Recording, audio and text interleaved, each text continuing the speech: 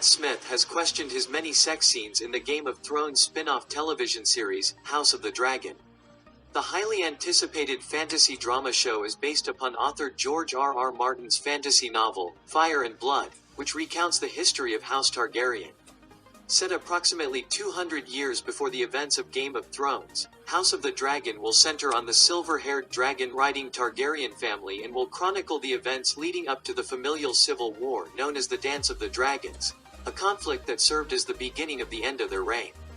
Along with a high level of graphic violence, Game of Thrones was known for its fair share of nudity and gratuitous sex scenes. Emilia Clarke, who played Queen Daenerys Targaryen on the former show, has said that she found her nude scenes uncomfortable but also defended their use within the context of Game of Thrones narrative.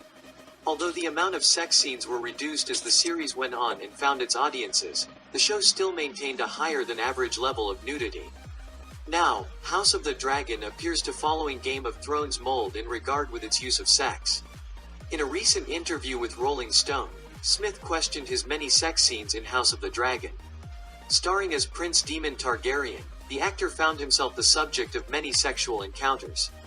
Smith admitted that he wondered whether or not the filmmakers were representing the books as written by Martin or injecting modern expectations of sex into the show.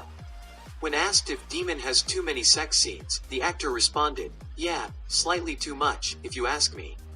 You do find yourself asking, "Do we need another sex scene?" And they're like, "Yeah, we do." I guess you have to ask yourself, what are you doing? Are you representing the books, or are you diluting the books to represent the time we're living in? And I actually think it's your job to represent the books truthfully and honestly, as they were written. House of the Dragon's Matt Smith hopes prequel will be different. Smith clearly found himself uncomfortable with the frequency of presumptive king, Prince Daemon Targaryen's, sexual encounters throughout the first season of the show. So much so that he has questioned whether what has been shot is faithful to the original source material or simply gratuitous. There is no doubt that sex has and will continue to sell on television, but perhaps Smith wonders the cost to the narrative. At a certain point, sex scenes can begin to feel forced and unnecessary if their inclusion in the story does not further the narrative or expand on any of the characters in a meaningful way. Complaints of a similar nature were lobbed at Game of Thrones' early seasons before the series picked up momentum and gained viewership.